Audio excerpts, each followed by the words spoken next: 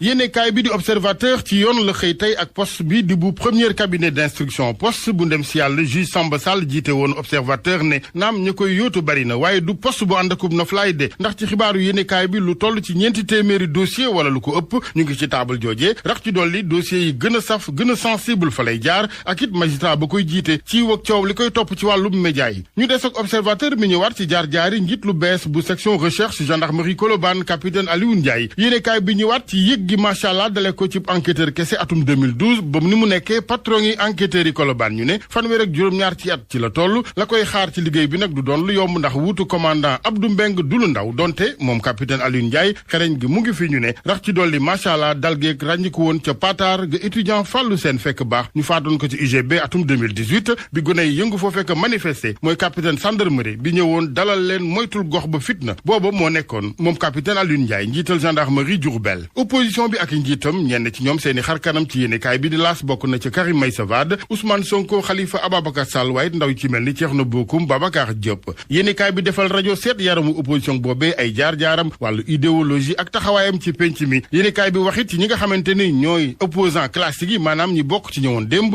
ñi ci dooni wàcc bees waaye ndaw yi taxaw aku xereñ lu jëm ci njëlug nguur ak doxal gi pàcc bi ñu duppee nag ci arène politique bu Sénégal la gauche moom la Sud Quotidien xëye tey waxtaane mu mel ni pàcc boobee gauche bu Sénégal buy wërëw yoonam waaye professeur Serigne Thiam di enseignant chercheur ca faculté sciences juridiques université Cheikh Anta Diop bam Ndakaaru ba tey ak Sud Quotidien dafa gis ne léegi kay wàllu idéologie moom daa dandu xajal li nga xamante ni mooy ay alliance contre nature maanaam ànd yu xel mësul jàpp ànd yu doon daanaka njaxas ngir nag élection gox-goxaan yi ak réero bi ci ba tey diggante pouvoir ak opposition ci app bi ñuy jël waa FRN Front de résistance nationale ñoom décembre 2021 fa la ñu taxaw moom la ñu bëgg source aané yëf yi ci xaajaloo lay mujj de ndax gëmuñ ne ñoom ndam dina am ci wàllu médiation donte am na ca société civile bi ak ñenn ñu nu duppee non aligné ñu cay dox tànki jàmm waaye lañu bëggal majorité bi nangu luñ leen ko maanaam ñu daal di dogu ci ne bu fekkoon sax ne ci wàllu local yi dugg nañ ci janvier 2022 législative di wotey député moom kenn du ko mës a toxal waaye Benoît Sambou ak i ñoñam dañoo lankal médiateur yooyee signé gi ndax ñoom ñu ne ay ndawi Benno Bokk Yaakaar lañu duñu yu président Macky Sall Khalifa Ababacar Sall moom na muy doxee bees ci wàllu conge ci wàllu dëgëral gi enquête taxaw ci ab diir ndax ñoom dañoo gis ne démb doon na ca boole sax as tuut ci masla waaye professeur Moussa Diop ci yéenekaay bi daf ne Khalifa Sall dafa xam ne ak ñii mu janool faaw ak dëgëral naka noonu it bu bëggee safaat ñenn ci ñoñam yu frustré woon professeur Moussa Diaw moom ci wàllu tëralin gis ne Khalifa Sall buñ ko tuddee ndakaaru la xel di dem ndakaaru d'abord laata muy lawali banqaasam ci diwaan yeneen yi Moussa Taye conseiller politique bu Khalifa Sall mel ni moom kuy ñaawlu ci yéenekaay bi ci seeni jaar-jaar ak i yoon ñi leen trahir ca nekkoon ni partenaire ak i collaborateur leneen ci yéenekaay yi di denc ak njaayum garab gu rëy gu dëppoowul ak yoon ca sûreté urbaine gàntal seeni pexe libération ñu waat ci ne sûreté urbaine kar na jàpp kuñ naan Hay Dong Zhang ak i xaritam di pharmacien doomi Sénégal ay toni